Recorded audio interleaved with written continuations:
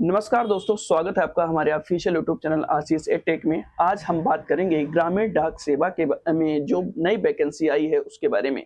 21,413 यानी 21413 वैकेंसी आई है और ये वैकेंसी जो है तो 10वीं लेवल के लिए है। 3 प्रकार के लोग इसमें भर्ती होते हैं जो मैं बताऊंगा आपको। इसमें डिटेल से हम बताएंगे कि क्या आपकी योग्यता होनी चाहिए, क्या एज लिमिट होनी चाहिए और किस तरीके से फॉर्म आपको भरना है ताकि फॉर्म रिजेक्ट ना हो, क्योंकि मेरिट लिस्ट के आधार पर इसमें सिलेक्शन होता है। तो संभावना ये बनती है कि फॉर्म भरने का तरीका भी थोड़ा सा और आपके कोड का सिलेक्शन भी बहुत मायने रखता है। तो इसलिए इन सब चीजों के बारे में हम डिटेल से बात करेंगे। तो आइए पहले हम भर्ती के बारे में थोड़ा सा सूक्ष्म जो है अवलोकन करते हैं। उसके बाद जो है तो किस स्टेट में ज्यादा वैकेंसी है और कहाँ पे आपको फॉर्म फिलअप करना है, उन सब चीजों के बारे में बात करेंगे। फिर हम आपको बताएंगे कि आपको रजिस्ट्रेशन कैसे करना है, फॉर्म को अप्लाई कैसे करना है। तो वीडियो को अंत तक जरूर देखते रहिए ताकि आपको कोई भी जानकारी मिस ना हो और हमारे चैनल को सब्सक्राइब करते रहते प्लीज दोस्तों, क्योंकि हम बहुत मेहनत करते हैं और आपके सपोर्ट की हमें जरूरत रहती है। तो चलिए सबसे पहले हम ये देखते हैं कि वैकेंसी क्या है। वैकेंसी हमने यहाँ पे बता दिया कि 21,113 करके वैकेंसी है। ये देखिए, government of India ministry of communication department of post इसने जारी किया है नोटिफिकेशन। इसमें जो है तो मैं बता दूं, ये 10 फरवरी यानी कल से registration and submission of online application, ये 10 फरवरी से 3 मार्च तक फॉर्म इसका भरा जाएगा। आपके लिए पर्याप्त समय दिया गया है 25 दिन का करीब। एडिट या करेक्शन विंडो जो है तो 6/3/2025 से 6 मार्च से 8/3 2-3 दिन का समय दिया है। इसलिए जो गलतियां होंगी उसको समय से आपको सुधरवा लेना है। इसमें मैं आपको बता दूं, देखिए 3 प्रकार की पोस्ट है। ब्रांच पोस्ट मास्टर, जैसे जैसे आपकी मेरिट मतलब जो स्कोर रहेगा और आपका सिलेक्शन रहेगा उस हिसाब से आप चयन करेंगे, उस हिसाब से आपको पोस्ट मिलेगी। ब्रांच पोस्ट मास्टर जो है कि ब्रांच में ही रह करके काम करता है और उसका जो मतलब असिस्टेंट होता है, असिस्टेंट ब्रांच पोस्ट मास्टर होता है, एबीपीएम इसको कहते हैं। उसका वो सहायक होता है जो उसका उसमें काम धाम में उसकी मदद करता है। और फिर डाक सेवक, तो आप जानते हैं कि ये जो है तो डाकिया जिसको कहते हैं, ये काम लेन देन मतलब पहुंचाने का काम करता है हमारे पोस्ट के। इस तरीके से ये हमने बताया। और फिर ये देखिए इनके जो है तो कैटेगरी के हिसाब से जो बीपीएम एबीपीएम डाक सेवक की पेमेंट कितनी क्या स्लिप रहेगा। बीपीएम की देखिए 12,000 से लेकर के 29,380 और एबीपीएम डाक सेवक की 10,000 से लेकर के 24,470, जो कि अच्छी ठीक ठाक पेमेंट है 10वीं लेवल पे। मिनिमम एज 18 साल और मैक्सिमम एज 40 इयर्स होना चाहिए, subject to relaxation as per सब पैरा। ये देखिए यहाँ पे थोड़ा सा मैं बता देता हूँ कि जो एससी एसटी हैं इनको 5 साल की छूट रहेगी यानी 45 साल। अदर बैकवर्ड के लिए 3 साल। इकोनॉमिकली वीकर सेक्शन के लिए ईडब्ल्यूएस के लिए नो रिलैक्सेशन और पीडब्ल्यूडी के लिए 10 साल और पीडब्ल्यूडी प्लस ओबीसी 13 इयर्स और पीडब्ल्यूडी प्लस एससी एसटी 15 साल। इस तरीके से आप ये फॉर्म देख सकते हैं। एजुकेशनल क्वालिफिकेशन में मैं आपको थोड़ा सा ये आपको बता देता हूँ। एजुकेशनल क्वालिफिकेशन फॉर एंगेजमेंट आप जीडीसीएस सेकेंडरी एजुकेशन, आपको 10वीं पास होना चाहिए और 10वीं पास में mathematics and English conducted by any recognised board of school. और फिर एक दूसरी बात है कि लोकल लैंग्वेज में आपकी एक होना चाहिए, जैसे आप मध्य प्रदेश से हैं तो हिंदी से आपको पढ़ाई और एक विषय शामिल होना चाहिए। इस तरीके से ये बात है। अब थोड़ा सा मैं आपको यहाँ पे बता देता हूँ कि ये देखिए पोस्ट सिस्टम क्या है। जानते हैं कि उत्तर प्रदेश में सबसे ज्यादा जनसंख्या है, 21,413 टोटल वैकेंसी है, उसमें से 3,004 ये देख सकते हैं 3,004 उत्तर प्रदेश में है। और अपने मध्य प्रदेश राज्य में मैं आपको बता देता हूं, मध्य प्रदेश 16 नंबर पे। देखिए हिंदी, ये देखिए लैंग्वेज नेम हिंदी है और यहाँ पे मध्य प्रदेश में 503 जो है तो जनरल कैटेगरी के लिए है और 132 जो है तो ओबीसी कैटेगरी के लिए है, 185 एससी के लिए, 264 जो है तो एसटी के लिए, 161 जो है तो ईडब्ल्यूएस के लिए, 23, 27, 17 2 ये पीडब्ल्यूडी के लिए है। टोटल इसमें वैकेंसी जो है मध्य प्रदेश में 1314 है।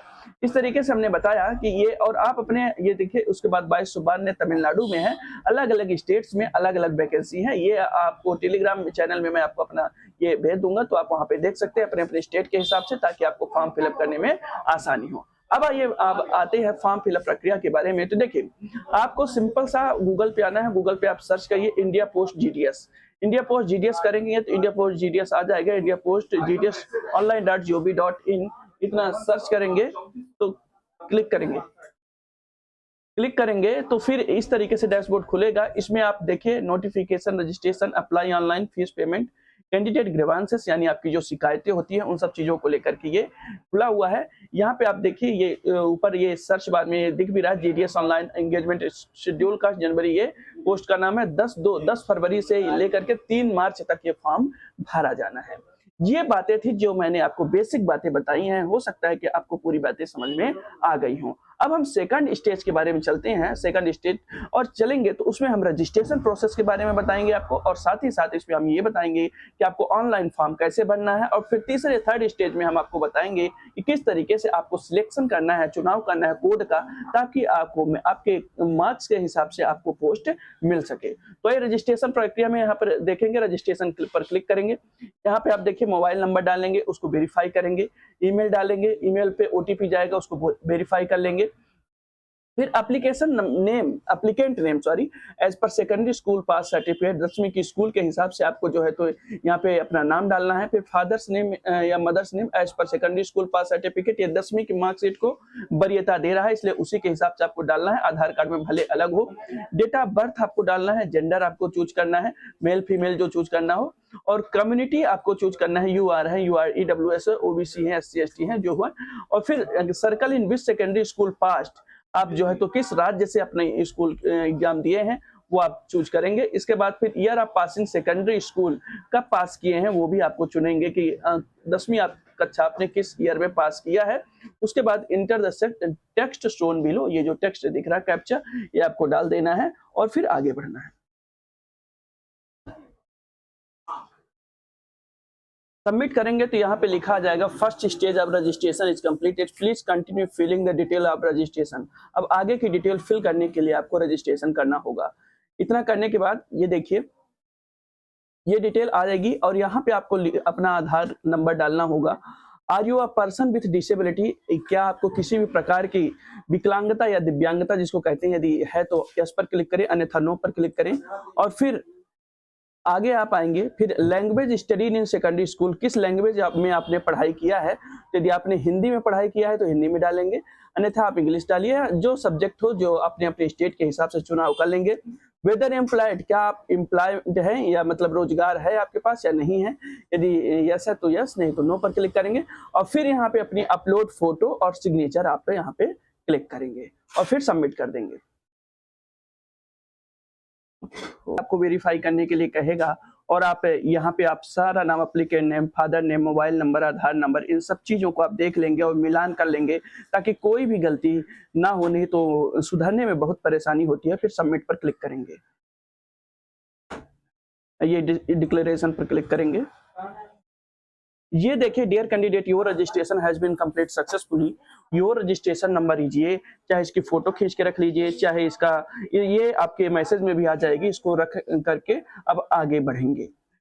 और फिर आप देखिए कह रहा है continue to apply, continue to apply, इसको अप्लाई पर कंटिन्यू करेंगे और आगे की प्रक्रिया देखते हैं। तो यहाँ पे देखिए, यहाँ पे सर्कल फॉर अप्लाइंग फॉर, किस सर्कल में आपको अप्लाई करना है। मान लीजिए हमें जो है तो मध्य प्रदेश में अप्लाई करना है, तो इस पर क्लिक करेंगे और सबमिट पर क्लिक कर देंगे। ये देखिए फिर से एक बार ओटीपी आपके मोबाइल नंबर पे भेजी गई है, उस ओटीपी को क्लिक करेंगे और टेक्स्ट। इतना करने के बाद ये देखिए आपको कम्युनिकेशन डिटेल्स, आप हाउस नंबर और आपको street, city, village, panchayat, pin code ये डालना है। यदि दोनों कम्युनिकेशन एड्रेस और परमानेंट एड्रेस सेम है तो आप यहाँ पे दोनों पर यहाँ पे क्लिक कर देंगे तो इसी तरीके से आ जाएगा। इसके बाद फिर आप देखिए यहाँ पे नहीं मिला तो ऑफिस थोड़ा लगा मिलता ही नहीं।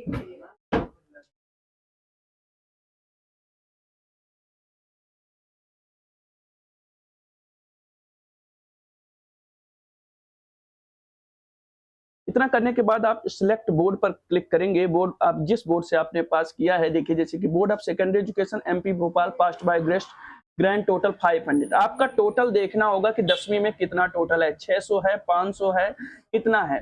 Board of secondary education MP Bhopal, passed by grace, grand total 600। Board of secondary education MP Bhopal, passed by grace, grand total 650। और यहाँ पे देखिए ग्रेस लगा हुआ है, ग्रेस पर आप भले 600 है लेकिन ग्रेस आपका नहीं होगा, ग्रेस अलग चीज है। Board of secondary education MP Bhopal, grand total 500। Board of secondary education MP Bhopal, जो रेगुलर और सही तरीके से पास हुए हैं वो 600 वाले होंगे या 500 वाले होंगे। Board of secondary education MP Bhopal, grand total 600। अभी ग्रेस आने लगा है जिसमें 5 सब्जेक्ट बेस्ट 5 पद्धति लागू हो गई है, जिसमें आपको 5 सब्जेक्ट पास करना होता है, एक जो है तो जरूरी नहीं रहता है, तो वो ग्रेस वाला है। और वो जो पहले हुआ करता था 3-4 साल पहले, तो इस तरीके से एग्जाम हुआ करता था, तो उसको समझिए, है ना। जैसे कि हम 2012 में पास हुए, तो board of secondary education MP Bhopal grand total 600 पर क्लिक करेंगे। क्लिक करने के बाद आपको सेलेक्ट रिजल्ट टाइप पूछेगा, तो मार्क्स पर क्लिक करेंगे और यहाँ पे ये देखिए जितने में कितना आपको प्राप्त हुआ है। सोशल साइंस में मान लीजिए 100 में आपको 80 प्राप्त हुआ है। सेलेक्ट सब्जेक्ट यहाँ पे दिया, मान लीजिए इंग्लिश सेलेक्ट करते हैं तो यहाँ पे मान लीजिए 75 प्राप्त हुआ है। मैथ में आपको मान लीजिए 95 प्राप्त हुआ है। सो अब अगली सब्जेक्ट अलग होनी चाहिए, जैसे संस्कृत हो गई, फिर साइंस हो गई ऐसे, और फिर एक जनरल लैंग्वेज जो है तो एक स्पेशल लैंग्वेज हिंदी हमारी होनी चाहिए, जो कि हम ढूंढते हैं। संस्कृत आप क्लिक करते हैं, संस्कृत जो है तो देखिए मान लेते हैं संस्कृत में इतना नंबर हो गया, और फिर सेलेक्ट सब्जेक्ट, और सब्जेक्ट जो है तो आपको चूज करना होगा। यहीं से 2 सब्जेक्ट हमारी बची हुई है, एक साइंस बची हुई है, साइंस क्लिक करेंगे, और साइंस के साथ साथ यदि नहीं मिलता है तो अलग से भी लिखने का वो रहता है, तो साइंस चूज करेंगे और हिंदी चूज करेंगे।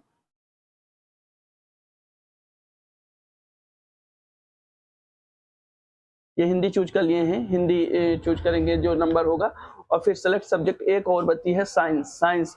ये देखिए साइंस आ गया है। साइंस में आपको जितना स्कोर प्राप्त हुआ होगा वो आपको लिखना है और सेव एंड कंटिन्यू पर क्लिक कर देना है। Are you sure you want to? तो श्योर है, ठीक है। इतना करने के बाद आपको इतना, ये देखिए इस तरीके से डैशबोर्ड खुलेगा। अब आपको सेलेक्ट डिवीजन अप्लाइंग फॉर, किस डिवीजन में आप मध्य प्रदेश के, जैसे हम मध्य प्रदेश राज्य चुने हैं, तो किस मध्य प्रदेश के किस डिवीजन में आपको चुनाव करना है, तो हम मान लेते हैं डाल दिए रीवा डिवीजन। रीवा डिवीजन करने के बाद ये देखिए पोस्ट खुली। यहाँ पे मैंने कि जैसे कि मैंने बताया था, यहाँ पे ये देखिए 3 प्रकार की पोस्ट है। यहाँ पे आपको फिर से याद दिला दूं, यहाँ पे देखिए ग्रामीण डाक सेवा में मैंने आपको बताया था कि 3 प्रकार की पोस्ट हैं। यहाँ पे एक देखिए ये है बीपीएम ब्रांच पोस्ट मास्टर, और फिर इसके नीचे है एक ABPM assistant branch post master, जो उसका असिस्टेंट होगा। बीपीएम सबसे बड़ा, फिर उसके नीचे असिस्टेंट ब्रांच पोस्टर, और जबकि ये पैरेलल है डाक सेवक। तो आपको बीपीएम और ये जो है तो इसको आपको देख लेना होगा। यहाँ पे देखिए रीवा डिवीजन में अमिल कोनी है, यहाँ पे देखिए बीपीएम। और यहाँ पे ये भी देखिए कि जनरल कैटेगरी के लिए, जहाँ पे जनरल है तो वहाँ पे ध्यान से समझिए, है ना। जनरल कैटेगरी वाले ओबीसी वाले में नहीं डालने, वहाँ पे कोई मतलब नहीं है, ठीक है ना। समझ रहे हैं मेरी बात ना। ये अब मैं क्या कह रहा हूँ, जैसे जनरल में है तो जनरल वाले इस ओबीसी वाले में न डाले, है ना। और ओबीसी वाले प्रेफरेंस देखिए, ओबीसी वाले जगह पे ही अपने आप को डालना है ना। और एससी एसटी वाले जो है तो अगर एससी एसटी वाले पर प्रेफरेंस दे, बाकी जनरल में कोटा के हिसाब से आप आगे यदि अच्छा स्कोर है तो आगे छलांग लगा सकते हैं, ठीक है ना। ये इस तरीके से आप ये देख सकते हैं। आपको यहाँ पे प्रेफरेंस देना होगा, चाहे आप सारे भर डालिए, चाहे आप 10 भरिए, जो भी भरना हो आप भरिए।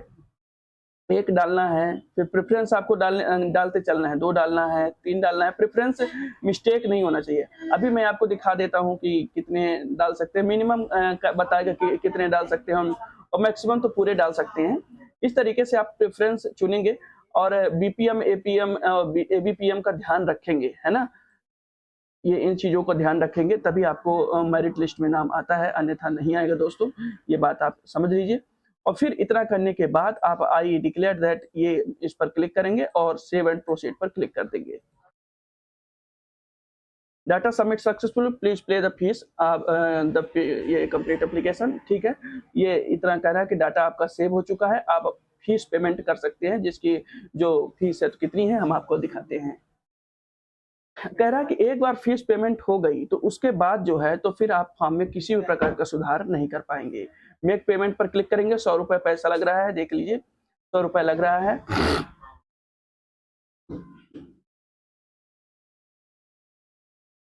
बिल डेस्क पर ले जाएगा। ये देखिए इसमें सुविधा दिया, क्यूआर के दिया है, क्यूआर के माध्यम से आप कर सकते हैं, नेट बैंकिंग कर सकते हैं, यूपीआई कर सकते हैं, क्रेडिट कार्ड डेबिट कार्ड करके। इस तरीके से आप जो है तो फॉर्म जो है तो इंडिया पोस्ट जीडीएस का फॉर्म भर सकते हैं, ठीक है। और स्टेटस भी यहाँ से चेक किया जा सकता है, अप्लाई ऑनलाइन क्या कैसे है, पूरी चीजें आपको यहाँ से मैंने बताया कि जीडीएस का फॉर्म कैसे भरना है। यदि कुछ भी किसी भी तरह का डाउट आपके मन में रह गया हो तो आप कमेंट करिए, हम कमेंट में जवाब देने के लिए हमेशा तत्पर रहते हैं दोस्तों। तो यदि ये वीडियो आपको जरूरतमंद लगा हो, हेल्पफुल लगा हो, तो इसे लोगों तक, अपने दोस्तों तक शेयर करिए, इसे लाइक करिए और हमारे चैनल को प्लीज सब्सक्राइब कर लिया करिए, ताकि हमारा ऐसा परिवार बढ़ता रहे दोस्तों। धन्यवाद।